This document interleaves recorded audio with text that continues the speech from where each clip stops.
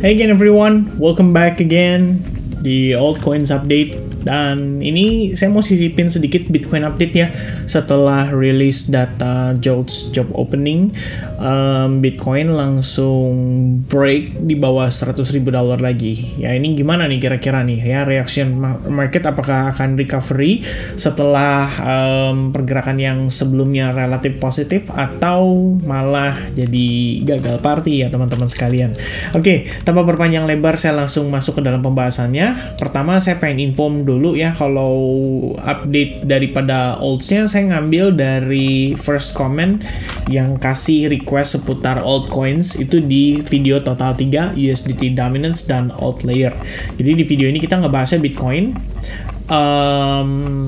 dominance, kemudian kita bakal nambahin si WLD, dan baru nanti saya tunggu lagi ya kira-kira teman-teman yang lain requestnya update-nya apa nih ya. Di sini dari Keika Ruizawa 8340 requestnya adalah WLD Core ya, atau token yang berhubungan dengan identification ya kalau nggak salah. WorldCoin itu sebenarnya identity, termasuk dulu dibilangnya AI juga ya teman-teman sekalian, gara-gara ada Sam Altman-nya. Tapi kan Sam Altman udah nggak lanjut ya di situ. Jadi apakah masih tergolong naratif yang AI atau gimana ya? Tapi kita coba untuk follow up aja dari segi price action-nya kayak gimana. Before kita lanjut lebih jauh atau ngomongin price action-nya, saya pengen update dulu ke teman-teman. Jadi ini kita ngelihat ada rilis data JOLTS job opening. Kenapa ini data bisa berlebihan gitu kan, sampai bikin Bitcoin-nya drop cukup signifikan ya, dari 99.000 ke 98.400. Jadi lebih kurangnya cenggok ya, 1.500 teman-teman dalam waktu yang relatif sangat singkat. Bahkan nggak nyampe sejam sih ya, ini kayak baru jalan belasan menit udah langsung turun segitu dalam. Itu gara-gara kalau kita lihat JOLTS job opening ini kan angkanya naik ya, dan sangat bombastis teman-teman. Dari 7,7 forecast-nya itu naik ke 0,9 ya. Ini peningkatan yang sangat signifikan. Kemudian yang lebih gokil lagi, kalau kita lihat dari segi ISM non-manufacturing PMI ini dari 52,1 naik ke 54,1. Sebenarnya yang ini biasa aja, nggak terlalu impactful yang gimana banget. Kecuali kalau market forex ya. Kalau market forex kayak misalkan euro drop, probably dollar index harusnya positif banget gitu gara-gara data tersebut. Tapi kalau kita ngelihat dari sisi JOLTS job opening, ini sebenarnya yang jauh lebih berpengaruh. Dan dari mana sebenarnya sisi pengaruhnya gitu kan? Sebenarnya simple teman-teman.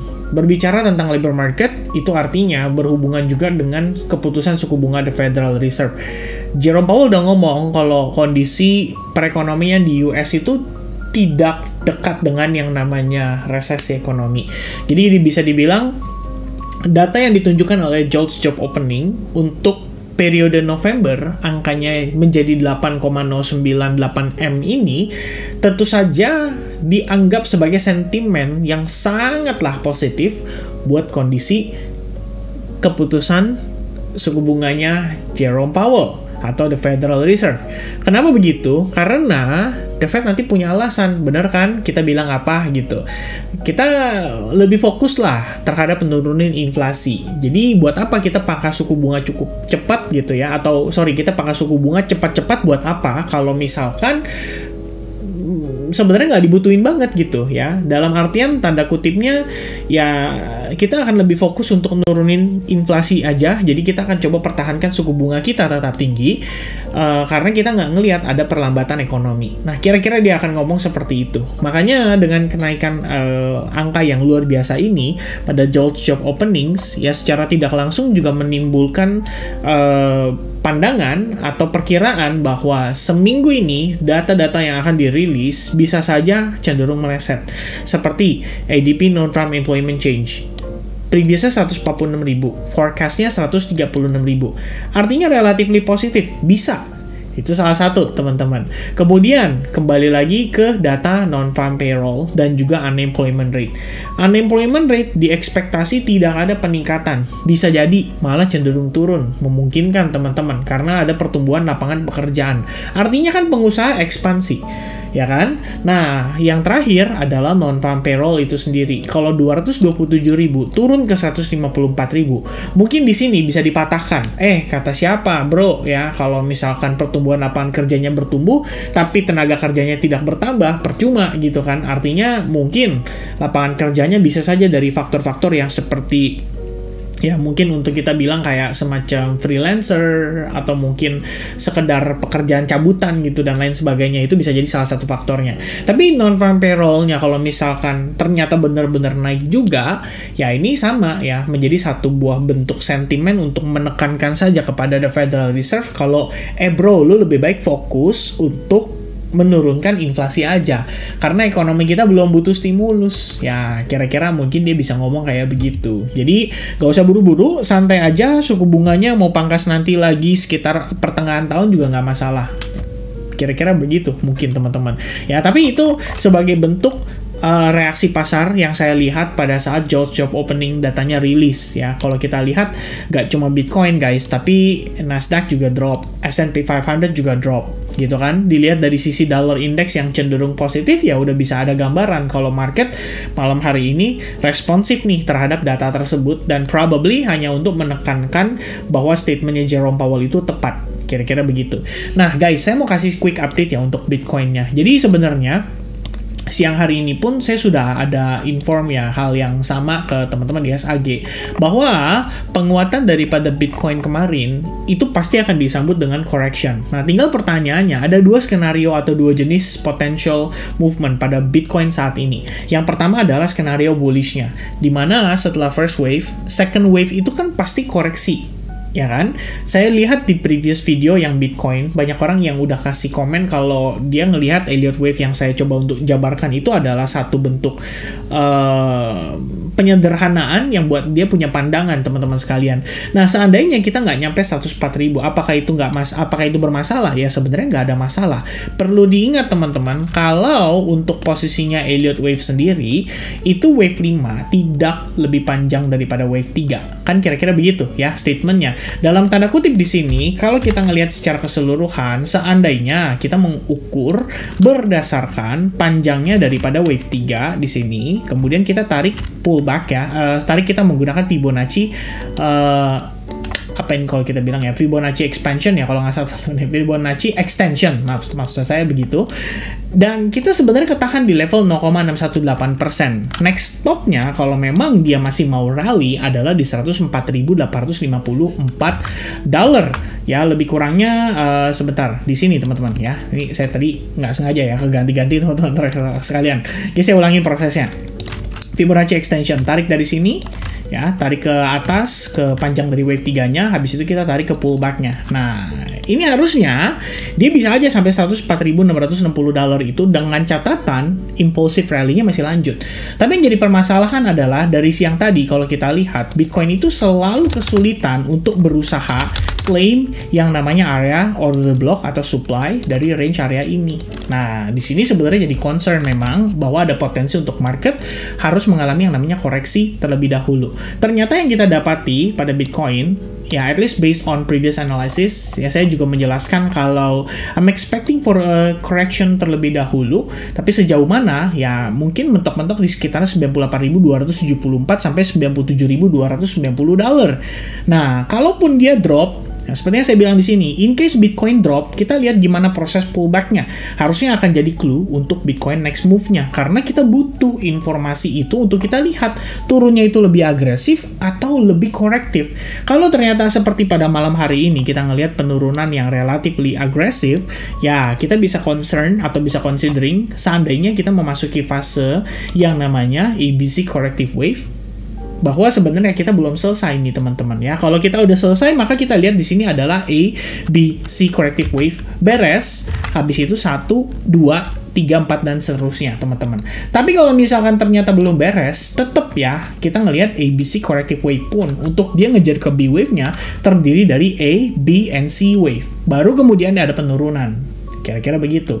Jadi terlepas dari skenario yang pertama atau yang kedua, tetap penurunan pada Bitcoin itu bisa dibilang adalah hal yang memang perlu terjadi. Dalam konteks di sini, kalau di daily kita udah testing terhadap area imbalance-nya, dan ternyata dia sudah react dari situ, maka pertanyaan kedua yang timbul di otak saya adalah, bisa nggak sih Bitcoin maintain di atas EMA21? Itu pertanyaan nomor 2-nya teman-teman sekalian. Ya, tinggal setelah kita lihat dari sana, baru nanti kita bisa mengambil kesimpulan lagi kalau seandainya naiknya Bitcoin di sini hanya dalam ABC saja. Nah, ini bakal jadi concern karena kita bisa katakan jatuh-jatuhnya di sini adalah ABC, wave corrective. Ya, berarti belum selesai nih. Ya, kalau misalkan kita anggap correction di sini terakhir adalah 12 hari ya, sampai ada yang nanya ya, apakah setiap koreksi 13 hari atau 12 hari? Ya nggak gitu konsepnya dong, ya kan? Kita ngelihat di sini karena kebetulan dari segi price action-nya mirip. Jadi ada antisipasi bahwa bisa saja koreksinya selama 2 minggu memasuki awal Januari karena memang pada segi timingnya itu mirip, teman-teman. Dalam tanda kutip, akhir tahun kemarin udah mulai slowing down, memasuki awal tahun ada aktivitas kembali, baru kemudian kita bisa lihat ya ada potensi kita mungkin akan mengalami koreksi selama 2 minggu ke depan, dan jatuhnya itu adalah di hari kemarin ya, kalau kita bilang ya antara Senin atau Selasa atau hari inilah kita bilangnya, teman-teman. Nah, ternyata yang kita dapati adalah kondisi yang serupa, tapi ini kan New York baru open, kita belum tahu nanti settlementnya ETF malam kayak gimana, karena so far lumayan mengejutkan ya, dalam 2 hari ini ETF dari market, maksudnya inflow dari market ETF sudah bertumbuh 2 billion, teman-teman ya. Itu lumayan loh, hitung-hitung ya, mendekati 2 billion lah hanya dalam waktu 2 hari. Amazing ya, artinya sebenarnya demand-nya ada. Cuma tinggal masalahnya adalah ini data yang barusan keluar itu akan dijadikan apa sama mereka? Itu yang timbul pertanyaannya bagi saya. Apakah ini adalah memang sebagai kesempatan untuk mereka mengambil lebih banyak likuiditas? Karena technically turunnya begini udah pasti market crypto orang-orang pasti langsung ngomongnya kayak wah longsor and bla bla bla gitu kan. And at the end ya either mereka panic selling atau gimana gitu. Tapi yang pasti teman-teman, kalau memang Anda ada long position, pastikan Anda manage posisi itu dengan proper. Jadi kalau misalkan kita ngeliat turun kayak begini, saya udah bilang, udah inform ke teman-teman. Kayak misalnya Ethereum. Ya pokoknya planning saya simple, break dari sini saya akan close semua, beres out dulu. Begitupun pada SUI misalnya, ya penempatan stop loss plusnya di mana, kemudian Ethena juga sama. Ibaratnya kita ngelihat ada beberapa setup yang udah kebentuk, kalau misalkan dia break dari area level inducement atau apa, mungkin saya akan exit terlebih dahulu dari market, ya. Dan ya kita take profit yang sudah kita dapat entry-nya dari level yang relatif ideal. Maka teman-teman sekalian, kalaupun Bitcoin mengalami penurunan kayak gini, nggak ada masalah. Bagi saya di sini adalah satu kesempatan baru. Either saya akan manfaatkan ini untuk entry setup yang baru, atau nanti kita lihat lagi, ya, apakah di sini malah jadi reversal. Kalau misalnya jadi reversal, probably kita masuk fase inducement untuk Bitcoin, dan itu bisa jadi sell short opportunity untuk jangka pendek. Or just wait until dia berpotensi menciptakan higher low untuk entry with the long positionnya, atau untuk follow bias bullishnya. Ya, itu sementara gambaran saya kalau ngelihat dari perspektif Bitcoin saat ini, terutama setelah data, teman-teman. Ya, ini sebenarnya satu reason kenapa saya tidak memberikan yang namanya projection atau prediction. Bagi saya, react the market itu lebih baik. Jadi begitu kita lihat, oh market kayak begini, oke, saya bakal tahu bakal mau ngapa-ngapainnya, teman-teman sekalian. Dan untuk analisa atau transaksi yang sudah berjalan sebelumnya, saya akan langsung mengeksekusi sesuai dengan trading plan yang saya create. Kira-kira begitu. Oke, so how about the next one, teman-teman? Kita bahas sedikit soal progress daripada Bitcoin dominance dulu, before kita ngomongin soal WLD. Nah, sebenarnya gini, Bitcoin dominance ini agak dilema, teman-teman sekalian ya. Kalau kita lihat dari progressnya, technically kan secara struktur dari perspektif time frame 4 jam, itu kita bisa lihat bahwa dia membentuk yang namanya potential lower high.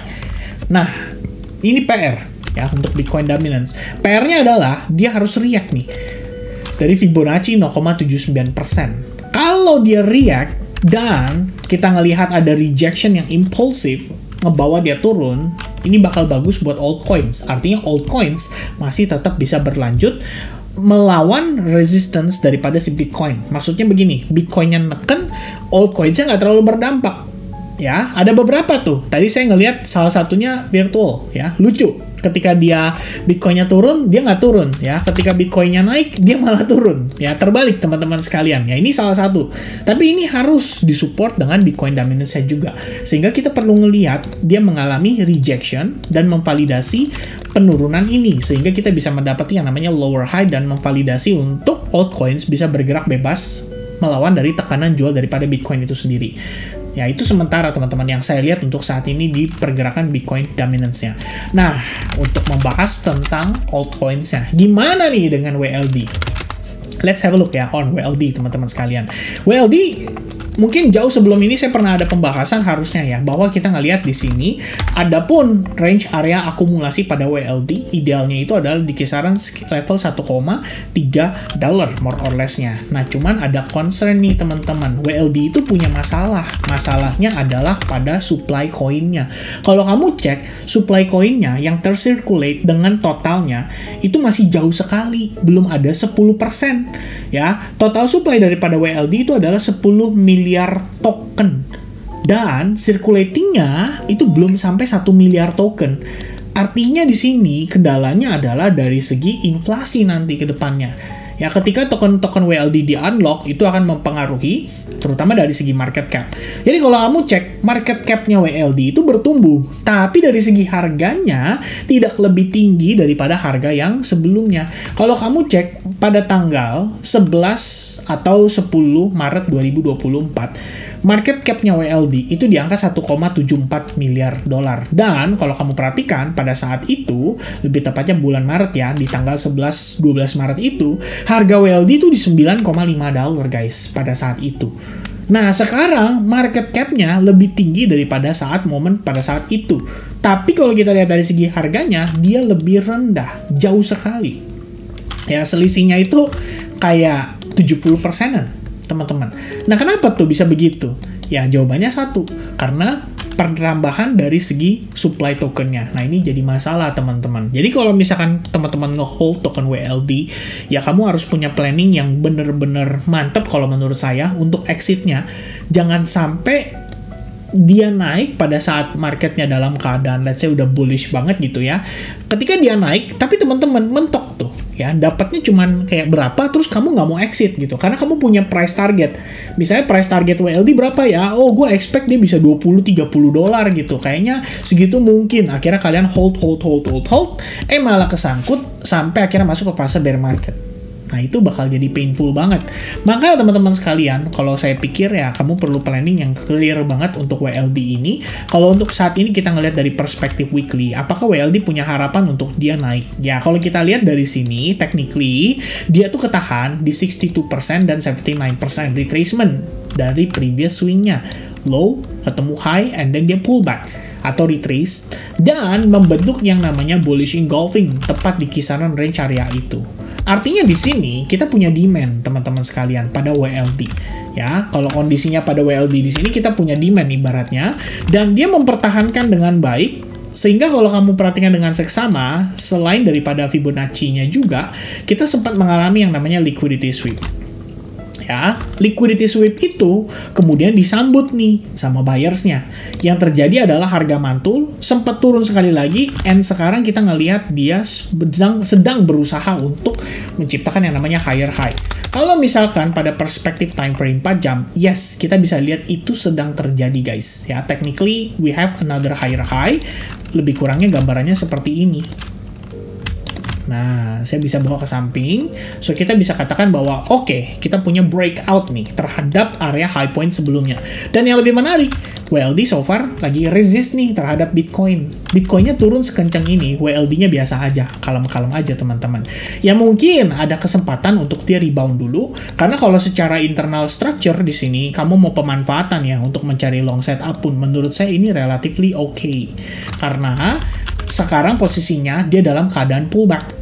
Pullback-nya sampai mana? Nah, Anda bisa anticipate whether dia akan retest terhadap previous high point, yang mana sedikit lebih low probabilitasnya, atau teman-teman bisa expecting dia retest terhadap order block-nya. Dan itu di kisaran area 2,38 atau 2,3 dolar, lebih kurangnya. Ya, jadi kalau misalnya nanti kamu lihat dia pullback, seandainya di sini ada reaction atau misalkan ada follow up dari buyers-nya, kamu memanfaatkan, silakan. karena menurut saya ini memang masih memungkinkan. Hanya saja jika seandainya WLD gagal bertahankan di sini, nah ini harus diantisipasi sebagai apa teman-teman? Sebagai potensi continuation nih dari sell side-nya. Tidak bisa dipungkiri kalau di sini pun tetap bisa menjadi yang namanya potential lower high before the next lower low. Nah, kira-kira begitu. Ya, but for now, kalau dari perspektif weekly-nya sebenarnya ada harapan dia bisa mantul dari sini. Kalau dari perspektif daily-nya juga sama, ada ekspektasi dia bisa bertahan di level tersebut. Yang penting dia tidak break dari area trendline ini, maka saya pikir teman-teman bisa sedikit berpikir kalau WLD punya harapan lah untuk minimal dia naik dulu gitu ya. Cuman apakah di sini akan menjadi range ideal yang menarik untuk beli, ya itu kembali ke personality masing-masing dalam penentuannya. Karena seperti yang saya bilang, kamu harus punya exit plan yang proper nih untuk WLD. Karena kendalanya cuma satu, supply coin-nya terlalu parah teman-teman sekalian ya. Between circulating-nya dengan totalnya, circulating-nya belum sampai 10%. Nah itu bahaya sekali ya. Dalam artian ya demand-nya harus signifikan banget untuk ngedorong harganya naik dengan kondisi nanti kalau misalnya token supply-nya sudah semakin bertambah. Nah itu yang bakal bikin makin sulit. Sementara itu yang bisa saya sampaikan teman-teman untuk pergerakan daripada WLD, daripada Bitcoin dominance yang sekarang technically lagi naik, ya otomatis pasti akan berpengaruh nih terhadap altcoins dan pasti bakal bikin teman-teman lebih galau lagi ya kalau misalkan yang tidak ada risk managementnya. But hopefully teman-teman sekalian bisa aware dengan any risk on the market dan sekiranya punya exit plan atau preparation untuk pertimbangan memitigasi berbagai resiko yang mungkin saja bisa terjadi pada account atau transaksi masing-masing. Ya, but for now teman-teman sekalian, hopefully, finger cross, kita bisa sustain bertahan di atas EMA21 untuk Bitcoin. Ya, ini New York baru jalan 1 jam lebih kurangnya. Ya, kita belum tahu nanti settlement ETF kayak gimana. Akankah para aset manajemen ini kembali membeli dan membantu support Bitcoin untuk tidak kembali tertekan lebih jauh dan having extra pressure on the sell side-nya atau tidak ya. Sementara itu yang bisa saya updatekan kepada teman-teman sekalian. Thank you very much guys for paying attention dan see you guys again on the next update on Bitcoin ya. Nanti setelah atau menjelang penutupan candle harian. God bless. Cheers. Bye bye guys.